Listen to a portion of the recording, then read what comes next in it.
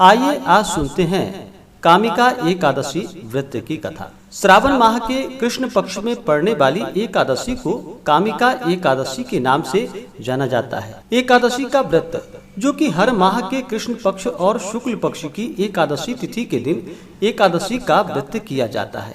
हर एकादशी व्रत का अपना अपना विशेष महत्व माना गया है।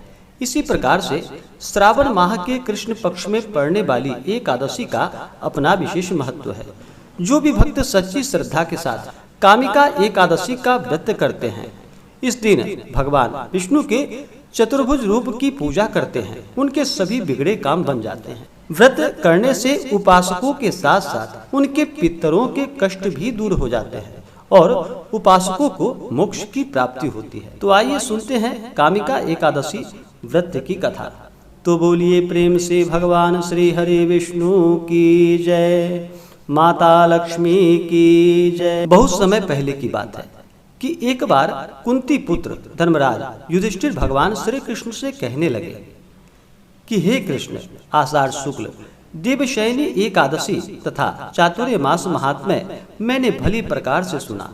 अब आप कृपा करके श्रावण माह के कृष्ण पक्ष की एकादशी के बारे में बताइए। एकादशी का क्या महत्व है और इसकी कथा क्या है।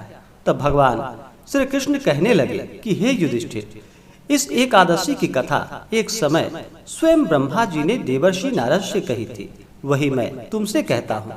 नारद जी ने ब्रह्मा जी से पूछा कि हे पितामह, श्रावण मास के कृष्ण पक्ष की एकादशी की कथा सुनने की मेरी बड़ी इच्छा है।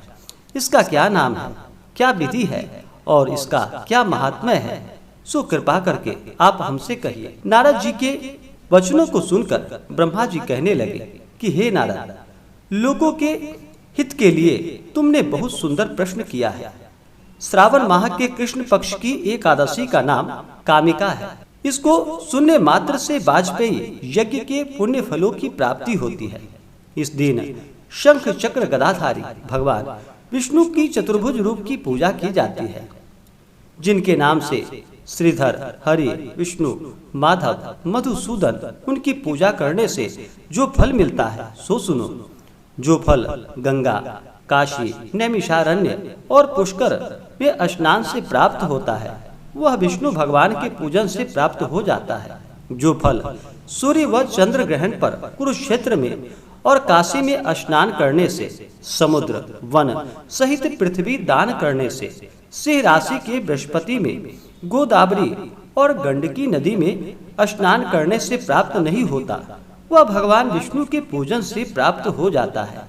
जो मनुष्य श्रावण मास में भगवान की पूजा करते हैं, उनसे देवता, गंधर्व और सूर्य आदि सब पूजित हो जाते हैं। अतः पापों से डरने वाले मनुष्यों को कामिका एकादशी का व्रत और विष्णु भगवान की पूजा अवश्य ही करनी चाहिए।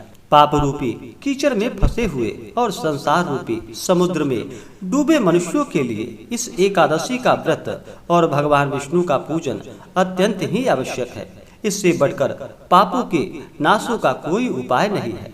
हे नारद, स्वयं भगवान ने यही कहा है कि कामिका व्रत से जीव कुयोनि को प्राप्त नहीं होता। जो मनुष्य इस एकादशी के दिन भक्ति पूर्वक तुलसी दल भगवान विष्णु को अर्पण करते हैं, वे इस संसार के समस्त पापों से दूर रहते हैं। विष्णु भगवान रत्न, मोती, मणि तथा आभूषण आदि से इतने प्रसन्न नहीं होते जितने कि तुलसी दल से होते हैं। तुलसी दल पूजन का फल 4 भार चांदी और 1 भार स्वर्ण के दान के बराबर होता है। हे नारद, मैं स्वयं भगवान की अति प्रिय तुलसी को सदैव नमस्कार करता हूँ।